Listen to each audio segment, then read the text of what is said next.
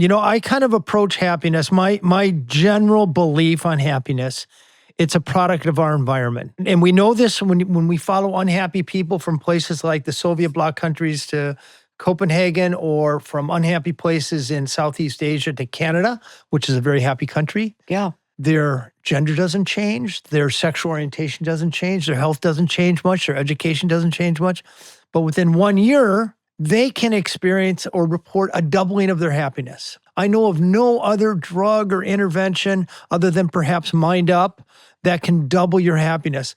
And you come from an equally valid point of view, which is mindset. Mm-hmm. And you and I just got done talking for a couple hours, and we talked about, is mindset something you can say to yourself, today I'm going to change my mindset, or is it the result of having grown up and having had a series of life experiences that shape you, that either temper you for hardship or perhaps weaken you because life has been too easy? Mm-hmm. Yeah, it's a good question. You grew up, you weren't coddled as a child, were you? No, but my perspective on that particular question is that it's a little of both. I mean, we were talking at lunch about how we feel about your family. How do you feel about your mother and your father? Were you supported? Were you not?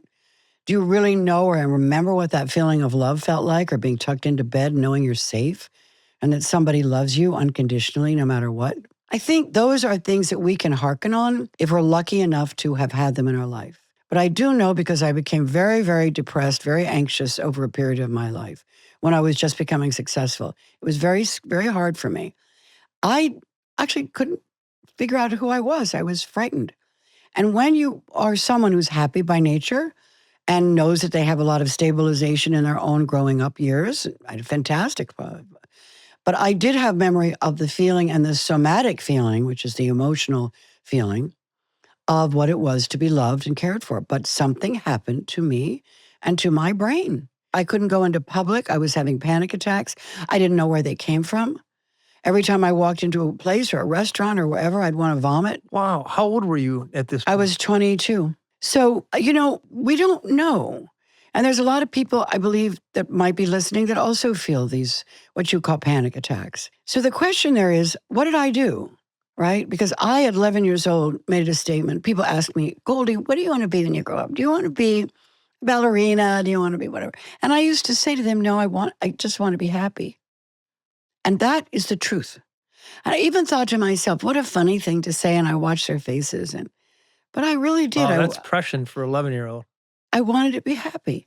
And I think that most of my life has been led by a concept, an idea, led by something that I wanted to do, to put into action. I wanted no one to ever take my happiness away from me. The question is, why did I think it could be taken away from me at 11 years old? So when this happened to me when I was 22 years old, I was just taken out of the chorus line. I was dancing. I loved it. Dancing was my life. And the next thing I know, I was having these attacks, these anxiety where I couldn't go out. And I went to see a doctor immediately. Did something happen to you? Was somebody mean to you? Or No. I went home. I was going to do this show. This was Good Morning World for Desilu. I think it was CBS. I was pulled out of the chorus line.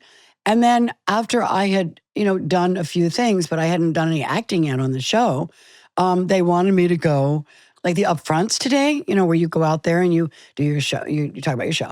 But everybody was asking for my autograph. Well, I had just left New York a year and a half before that with a dog and $50 in my pocket. Wow. So all of a sudden, I'm signing an autograph for Goldie Hawn. What did I do? I wasn't even on TV yet. They hadn't aired it. I don't know. I just was feeling really destabilized. I thought I was going to go home again. I thought I was going to get married and have children and be happy and open a dancing school. But that's not what happened. So with that, what we're getting at is mindset. I knew I wanted to return back to my state of happy. I knew that was me. This was not me. And so I worked for a year and a half to reduce the fear that I was going to have more of these anxiety attacks, more of these panic attacks. And I worked with a doctor, and I opened my mind, and I did all kinds of things, and it was all Freudian, quite different than cognitive therapy. Very different. I'm not discussing things. I'm going back in my mind and free associating to the various things that come up. It was sort of like a meditation when you sit there and then your thoughts come in. I don't know where they came from, but the brain thinks that's all it does anyway. And you just let them go. But what's different is I say them in this particular kind of analysis.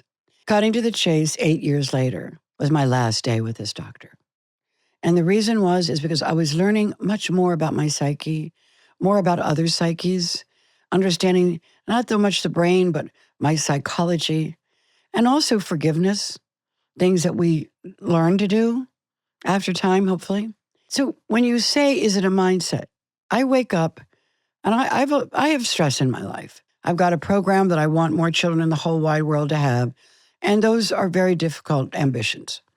I also have to deal with people that work for me. And what is a business? But yet it's really a foundation because we want to do well. But you have to deal with it.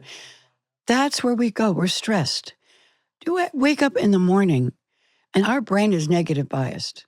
No matter what the negative, because it's there to save us, take care of us, nurture us, make sure we're safe. But it's also negative bias, which means that I could wake up and think, why didn't that person call? And I should have been called this and I needed to do that. And instead I've changed that because of consciousness. A mindset is to have the consciousness to be able to say, I'm not going to do that. All right, if you're looking for your next actionable step to stop wishing and start doing, go ahead and click the video on your screen right now. And if you haven't already, please hit that subscribe button so you can keep getting the practical advice you need to live longer and better. Be a huge favor to me. And we'll see you in the next episode. I guarantee you'll like it even better than the one you just saw.